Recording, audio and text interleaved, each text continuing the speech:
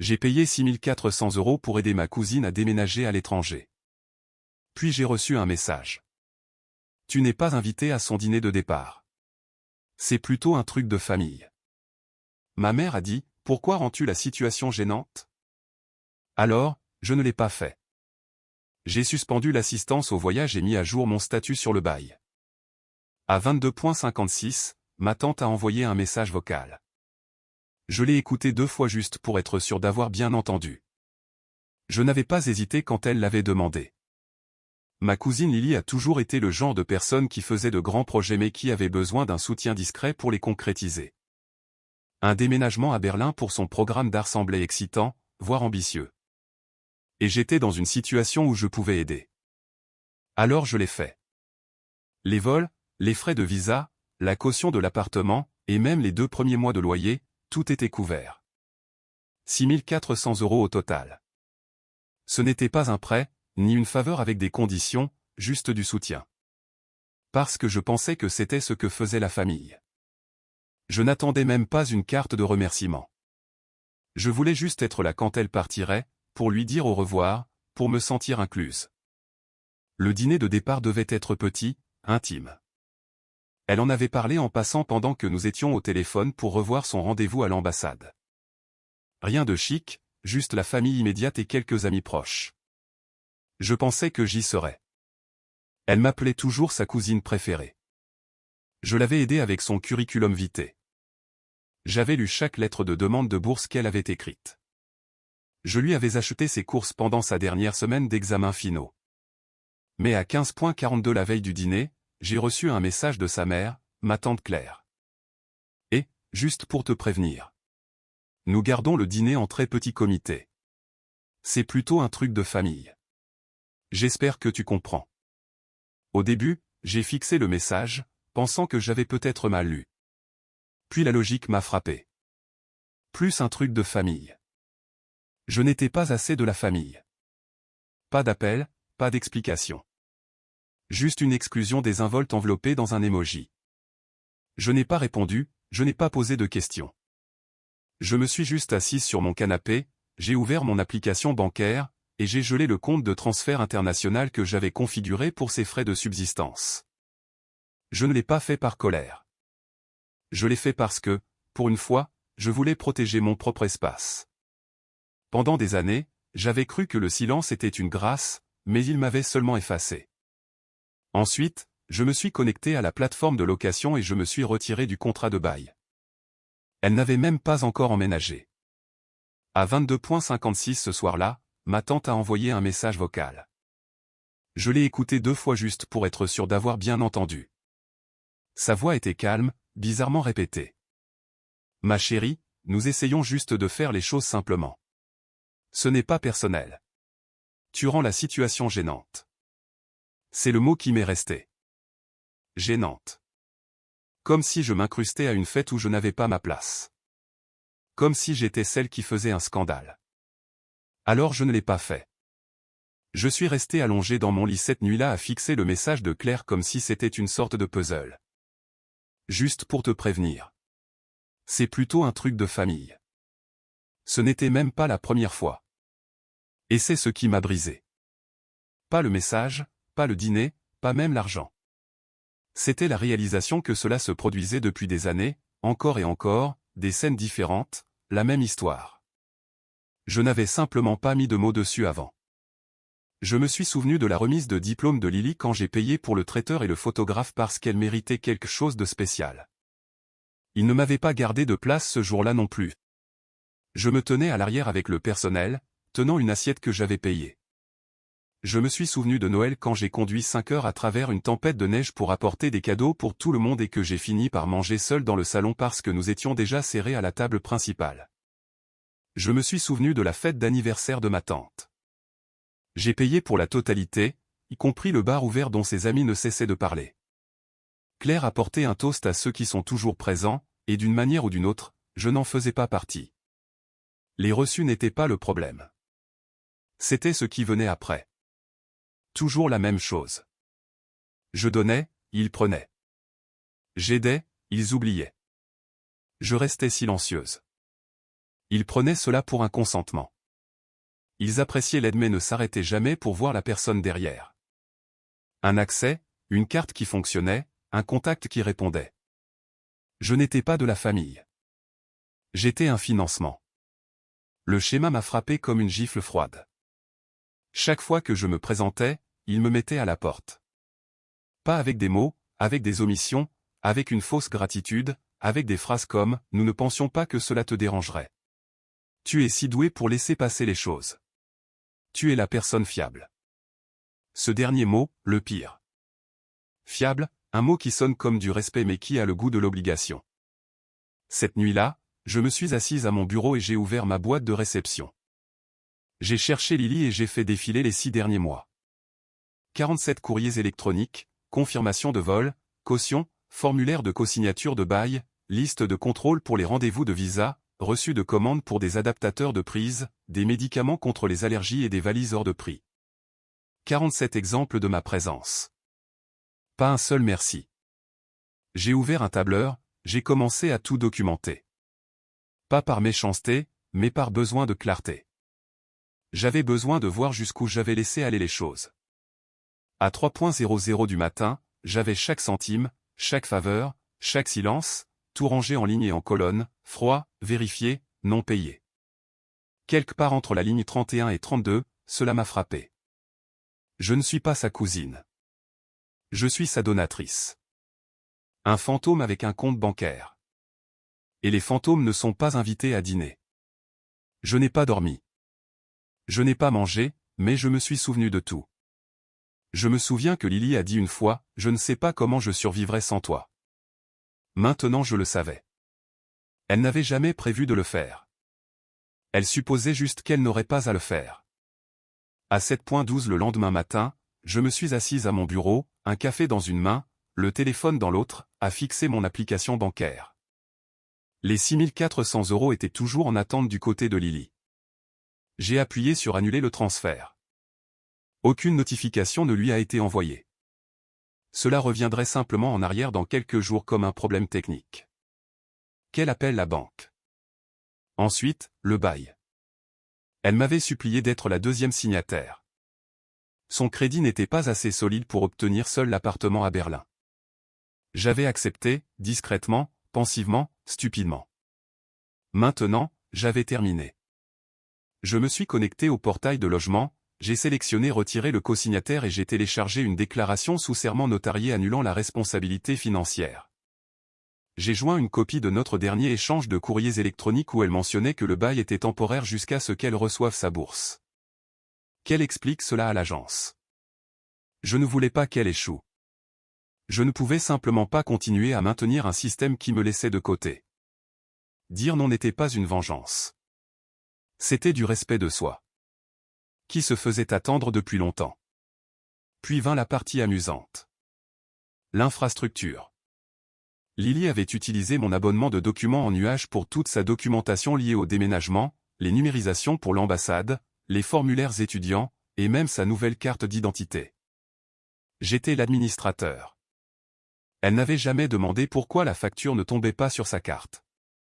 Je me suis connecté, j'ai suspendu son accès, j'ai déplacé tous les fichiers dans un dossier privé étiqueté en attente, non supprimé, juste inaccessible.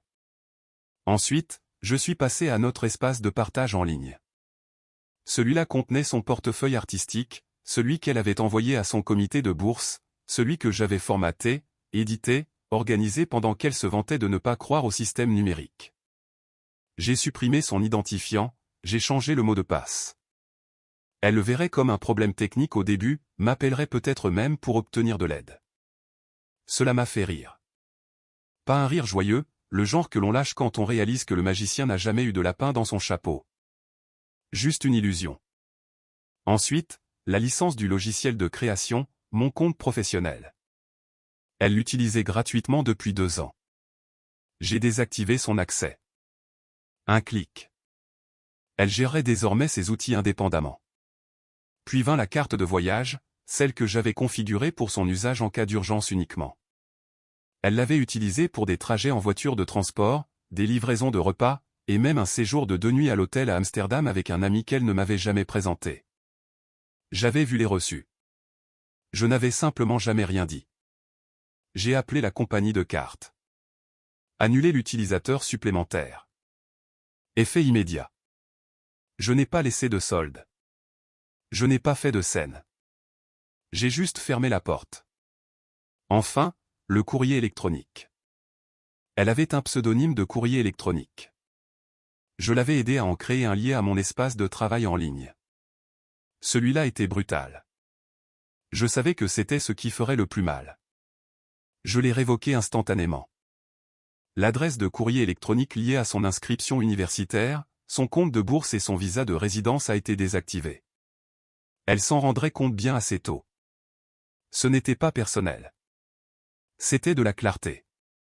C'était de la précision. Cette phrase m'est restée. J'avais passé tellement de temps à aider les autres que j'avais oublié de prendre de mes propres nouvelles. De quoi avais-je besoin? Qu'est-ce qui était juste pour moi? J'ai fait une liste de contrôles. Tout ce à quoi elle avait accès, tout ce que je finançais, tout ce que j'entretenais a été systématiquement coupé. Ce n'était pas émotionnel. C'était une réinitialisation des ressources partagées. À midi, la seule chose qui lui restait était les bagages que je l'avais aidé à choisir et le souvenir d'une cousine qui disait toujours oui. Je n'ai rien publié en ligne. Je ne lui ai pas répondu par message. Je savais ce qui allait arriver, les appels, le chaos, les histoires, mais je n'avais plus peur des retombées. J'avais peur de ce que je deviendrais si je n'agissais pas. À 14h24, j'ai reçu le premier message de Claire. Il y a un problème avec la connexion universitaire de Lily. Peux-tu le réparer? Je n'ai pas répondu. À 15h47, Lily elle-même a finalement envoyé un message. Et, mon document de bail dit qu'il a été modifié. Y as-tu touché? Je n'ai pas répondu. À 16h15, Claire à nouveau. Tu es mesquine. C'est puéril. C'est ta cousine. Toujours rien. À 18h30, j'avais 3 appels manqués de Lily, 4 de ma tante et un d'un numéro que je ne reconnaissais pas, probablement un de ses amis essayant d'agir comme médiateur. Peu importe. J'avais construit le système. Ils y avaient accédé sans respect. Maintenant, je révoquais l'accès que j'avais accordé. Une de mes phrases préférées dans les affaires est « Si vous ne payez pas pour le produit, vous êtes le produit ». Et j'avais fini d'être vendu. À 21h02, j'ai reçu un message vocal. Claire à nouveau. Cette fois, pas d'émoji, pas de fausse chaleur, juste des phrases sèches. Une rage répétée. J'espère que tu comprends les dégâts que tu as causés. Lily est dévastée. Tu lui as donné l'impression d'être abandonnée à un moment où elle avait besoin de soutien. La famille ne fait pas ça. Je l'ai écoutée 2 fois. Une fois pour entendre ses mots, une fois pour entendre l'absence d'un seul mot. Merci.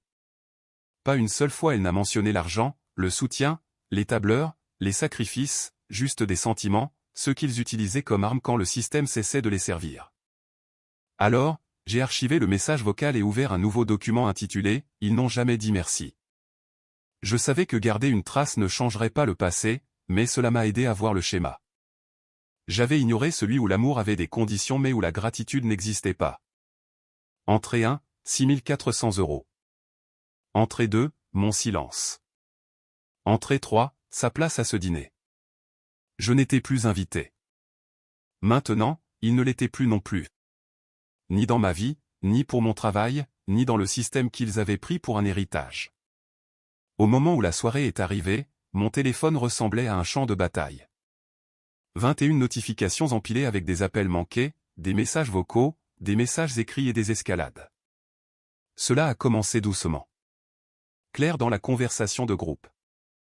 Elle nous ignore. C'est tellement inutile. Lily a envoyé un fichier animé d'un chiot qui pleure. Une plainte silencieuse. Une arme. Je les ai laissés en mode lu. Elle cherchait une réaction. N'importe quelle réaction. Aucune n'est venue. À 20h47, un appel d'un numéro inconnu, un enquêteur privé que Lily avait embauché pour rétablir ma ligne. J'ai laissé sonner 4 sonneries, puis le silence. À 21h15, l'ami de Lily, quelqu'un que je connaissais à peine, a écrit. Elle est émotionnellement submergée. Je n'ai rien tapé. Ma mère a appelé. Sa voix tremblait. Pourquoi fais-tu ça? Tu aggraves les choses. Nous voulons juste parler. J'ai appuyé sur ignorer. J'avais fini de négocier avec une foule. Ensuite est venu le courrier électronique de groupe, objet, discussion familiale urgente, des heures de drame condensées en paragraphes d'accusation, des points énumérés comme « violation de confiance ». Vous avez ajusté tous les points d'accès partagés en conséquence. La situation a causé un inconfort émotionnel. Lily est traumatisée. Exigence, rétablir tous les comptes d'ici demain 9h00 du matin ou nous passons au niveau supérieur. J'ai ouvert le courrier électronique. J'ai lu la rhétorique chargée de culpabilité. Nous t'avons sauvé la mise quand tu as perdu ton travail en 2019. Tu as bénéficié de notre générosité avant. Nous voulons juste ce qui est juste. Ils se positionnaient comme des victimes. La famille niait. L'équité exigée. Et le sous-texte était clair, compensation pour préjudice émotionnel. J'ai rédigé une réponse silencieuse, archivée, rien de plus. Tard cette nuit-là, 2 appels distincts de l'avocat de Lily. Il voulait discuter des dommages, de la détresse émotionnelle, de la perte de la bourse due à la perte d'accès, d'une somme forfaitaire. Leur avocat a utilisé un langage formel.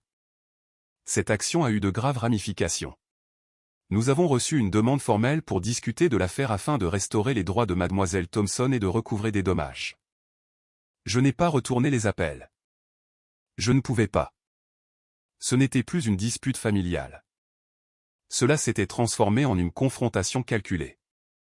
Leur demande n'était pas pour une réconciliation. C'était pour un remboursement. À 23h03, ma mère a écrit. Tu faisais du gardiennage d'enfants gratuitement.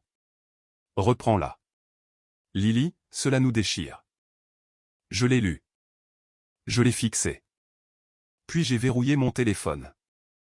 Je connaissais leur prochaine étape. Le levier émotionnel. Mes anciens rôles, l'aidante fiable, la réparatrice, étaient utilisés comme arme pour me ramener. Leur chemin d'escalade. Faire culpabiliser, tu te souviens de 2019. Manipulation émotionnelle, Lily est traumatisée. Pression légale, nous avons été informés que des options légales étaient envisagées. Ostracisme familial, menace sur la conversation de groupe, enquêteur privé, conversation avec l'avocat. C'était une tactique, un schéma. Exactement le schéma que j'avais identifié. Aucune pointe de culpabilité. Aucune pression pour m'excuser, aucune rationalisation parce que j'ai réalisé que rien de ce que j'aurais annulé ne restaurerait l'équilibre. L'argent, l'infrastructure, l'accès, tout cela avait disparu. La seule chose qui restait sur la table était le pouvoir d'agir, et cela m'appartenait exclusivement. Je me suis souvenu comment ils avaient présenté ma générosité comme un statut de prêteur. Je me suis souvenu d'eux tissant mon silence pour en faire un consentement. Maintenant, ils forgeaient le silence en arme. C'est cela le pouvoir. Mais je ne les ai pas laissés utiliser cette arme contre moi. À minuit, j'ai rédigé une déclaration dans ma tête. Courte, basée sur les faits. J'ai soutenu Lily. Ce soutien est terminé. Aucune action en justice n'est justifiée. J'ai retiré des privilèges accordés à ma discrétion. Puis je l'ai effacé. Pas de publication, pas de message, pas de déclaration. Le silence était ma limite. À 1h00 du matin, une dernière tentative. Un déluge de messages marqués urgents venant de parents éloignés à qui je parle rarement. La colocataire de ma cousine a même écrit « Nous sommes tellement désolés. Est-ce que tu vas bien ?» Cela semblait théâtral. La sympathie et de la surveillance. Je n'ai pas répondu. À 2h00 du matin, j'étais réveillé, buvant la fin de mon café, passant en revue les événements de la journée. L'infrastructure était claire. Serveur révoqué, carte annulée, bail retiré, documents verrouillés. Émotionnellement, j'étais inébranlable. Je n'étais pas en colère. Je n'étais pas brisé. J'étais résolu. Et je les ai regardés rugir. Il n'y a pas eu de sirène, pas d'arrestation, pas de feu d'artifice, juste un raz-de-marée d'accusations et de signaux de chagrin, tous émanant de mon refus de répondre. À 3h00 du matin, j'ai mis mon téléphone en mode ne pas déranger. La nuit m'appartenait. Je suis tombé dans un sommeil lourd. Ils ont fait du bruit, mais je n'en ai offert aucun. Ce silence en dirait long demain. J'ai toujours cru que la vérité avait du poids. Non pas parce qu'elle crie, mais parce qu'elle ne cède pas. Je n'avais pas prévu de rendre cela public. Pas encore. Après avoir gelé les fonds, retiré le bail, révoqué l'accès, je pensais que le silence calmerait la tempête. Je pourrais disparaître dans tout cela sans faire de spectacle. Mais ensuite, l'avocat de Lily a envoyé un message à la famille de Claire, affirmant que mes actions étaient un sabotage malveillant et prémédité du rêve d'une jeune femme. Claire a dit à la famille que j'avais ruiné l'avenir de sa fille par pure méchanceté. L'histoire était en train d'être réécrite. Il la réécrivait, et il s'attendait à ce que je reste assise là et que je les laisse faire. Le silence semblait confortable. Il semblait sûr, mais j'ai réalisé qu'il était devenu dangereux. Il leur permettait d'étouffer les faits avec des émotions, de transformer la gentillesse en cruauté, la générosité en égoïsme. Si je ne parlais pas, le récit serait confisqué. Alors, j'ai choisi de parler, non pas pour crier, non pas pour faire rage, mais pour me lever et être vu en une seule fois. À 8h03 du matin, j'ai ouvert mon ordinateur portable, le bout des doigts froids. J'ai sorti chaque dossier. Virement bancaire. Confirmation de réservation. Relevé de facturation. 3200 € au propriétaire à Berlin, rédigé avec le nom de Lily. Achat de billets d'avion enregistré sur ma carte. Facture de licence de logiciel de création listant 3 accès, dont un lié au courrier électronique de Lily. Journaux de l'espace de stockage en ligne relatant ma suppression du dossier Thomson. Page d'administration des documents en nuage montrant le transfert puis le retrait de l'autorisation. Puis le message d'hier après-midi. Les mots de Claire. C'est plutôt un truc de famille. Capture d'écran, horodatage, pas d'émoji. 30 minutes plus tard, j'avais 8 captures d'écran proprement recadrées, rendues anonymes là où c'était nécessaire, critiques là où cela comptait. À 9h12 du matin, j'avais un dossier intitulé « Les reçus ». Pas de contexte, pas d'éditorial, pas de préambule, juste les éléments qui comptaient. À 10h34, je me suis connecté à la plateforme où la famille organisait son théâtre émotionnel. J'ai tapé, par souci de transparence, j'ai financé le déménagement de ma cousine, les vols, les frais de visa, la caution, les coûts de logement essentiels. Total, 6400 €. J'ai été retiré de son dîner de départ via un message disant « C'est plutôt un truc de famille ». En réponse, j'ai gelé les fonds, révoqué les services partagés, et je me suis mis en retrait. Je partage ceci pour la clarté, pas pour le drame. En dessous, j'ai téléchargé les captures d'écran avec des légendes. Caution de l'appartement à Berlin, 3200 € payés le 15 avril à 11h22. Vol aller simple facturé sur ma carte. Attribution d'accès au logiciel, facturation d'entreprise. Accès à l'espace de stockage révoqué le 17 avril à 21h03. Suppression de l'administrateur des documents en nuage le 17 avril à 21h05. Message de Claire, c'est plutôt un truc de famille. Rien de plus. J'ai appuyé sur publier. J'ai fermé l'application. Je me suis emmitouflé dans mon manteau, j'ai pris mon sac et j'ai quitté l'appartement. Je n'ai pas attendu de réponse. Je n'ai pas cherché à me rassurer. J'ai juste avancé. À 11h08, cela se propageait. Des partages discrets, des mentions j'aime subtiles, des commentaires de personnes que je connaissais à peine. Enfin la vérité. J'étais confus depuis le début. Cela explique tout. Quelqu'un a écrit, tu n'étais pas invisible. Tu étais effacé. Cela n'a que trop tardé. Les messages affluaient, des cousins qui prenaient contact, des collègues de travail offrant leur soutien, des connaissances disant qu'ils se demandaient toujours pourquoi j'étais laissé de côté. Un ami m'a envoyé un message en privé, ils t'ont manipulé psychologiquement pendant des années. Je suis content que tu aies parlé. À 12h42, Lily a écrit, pourquoi fais-tu ça? Tu aggraves les choses pour moi. Je n'ai pas répondu. Parce que si elle est contrariée, ce n'est pas à propos de moi. C'est à propos d'eux. Quelqu'un d'autre a commenté, ils ont transformé la générosité en culpabilité. Tu as inversé les rôles. À 14.17, un ami commun a écrit publiquement « La vérité est plus forte que les larmes ». Le ton changeait. Puis, une confirmation inattendue. À 15.00, un courrier électronique du comité de bourse de Lily en raison de divergences dans la documentation de parrainage par un tiers. L'approbation du logement est en cours de révision en attente de vérification. Ils avaient vu les reçus. Ils enquêtaient. À 16.28, mon téléphone a sonné avec le numéro de Claire. J'ai laissé sonner. C'est allé sur la messagerie vocale. Elle a dit « Tu nous as humiliés. Tu as brisé sa confiance. » Ce n'était pas la bonne façon de faire. Je l'ai écouté 2 fois. C'était presque calme. Pas de pleurs, juste des accusations. Puis je l'ai effacé. J'ai ouvert la conversation de groupe. Pas de larmes, pas de supplications, juste le silence. Une absence de bruit qui semblait bruyante. Puis un message de mon oncle. Tu as fait ce que le silence ne pourrait jamais faire. Exposer le schéma. C'était tout ce dont j'avais besoin. Pas d'excuses, pas de justification, pas de contre-publication. Je n'ai pas commenté. Je n'ai pas clarifié. Je ne me suis pas défendu. Les captures d'écran et les légendes parlaient d'elles-mêmes. Le messager financier a fait le gros du travail. Le texte a raconté le reste. Ils avaient essayé de m'étouffer avec du drame, avec des larmes, avec des menaces légales, avec une embuscade émotionnelle. Maintenant, c'était eux qui étaient réduits au silence. À 19.10, le téléphone a vibré.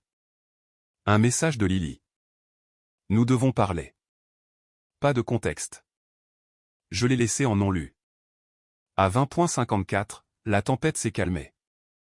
Plus de messages vocaux, plus de messages urgents, plus d'explosions dans la conversation de groupe, juste une soirée tranquille ponctuée par la vérité.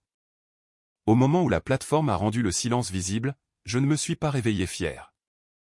Je ne me suis pas réveillé en colère. Je me suis réveillé libéré. Libéré d'être l'infrastructure silencieuse. Libéré de l'attente de trouver des excuses ou de m'expliquer. Je me suis réveillé rendu visible. J'avais partagé des faits pour apporter de la clarté.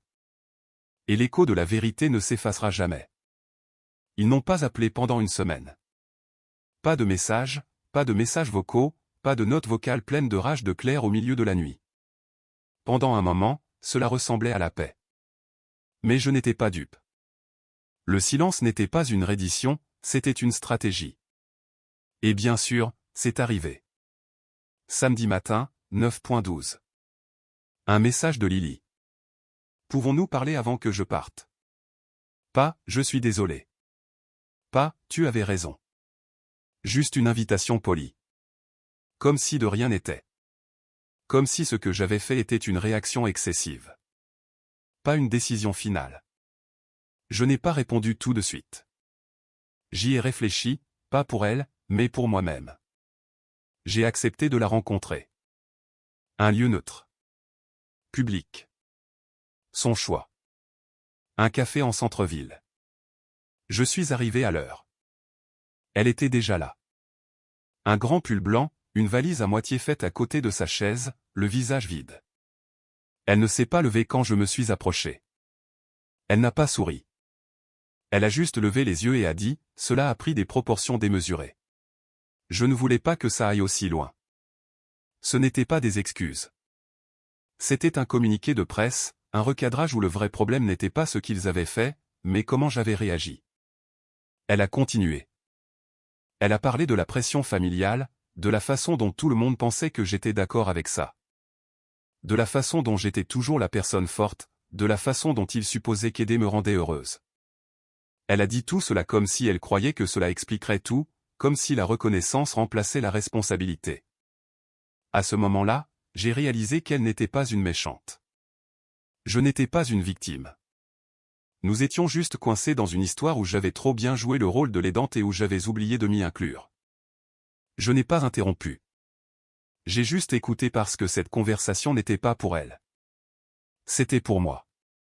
Quand elle a fini, j'ai dit, je ne suis pas parti à cause de l'argent. Je suis parti parce que tu ne m'as jamais vu. Elle est restée silencieuse. J'ai continué. Tu as vu le soutien, les transferts, l'aide, mais jamais la personne qui les donnait. Et quand j'ai arrêté, tu n'as pas demandé pourquoi. Tu as appelé ça une trahison. Ma voix ne s'est pas élevée. Je n'ai pas tressailli. Chaque mot était mesuré. Définitif, pas pour faire de l'effet, pour la clarté. Elle a dégluti. Elle a baissé les yeux vers son café. Alors et maintenant, a-t-elle demandé. C'est juste fini entre nous? J'ai hoché la tête. C'était fini au moment où tu as écrit, c'est plutôt un truc de famille. Je le pensais sincèrement. Elle n'a pas pleuré. Elle n'a pas supplié. Elle avait juste l'air plus petite d'une certaine façon. Pas anéantie. Juste enfin consciente de ce qui avait disparu. Je me suis levé, j'ai repoussé ma chaise. Bon voyage. Puis je suis sorti. Je ne me suis pas retourné. Il ne s'agissait pas de gagner. Il s'agissait d'établir une limite. Le contrôle ne s'est pas terminé quand j'ai annulé les fonds, ni quand j'ai partagé des clarifications pour la transparence, mais juste ici, dans cet au revoir silencieux.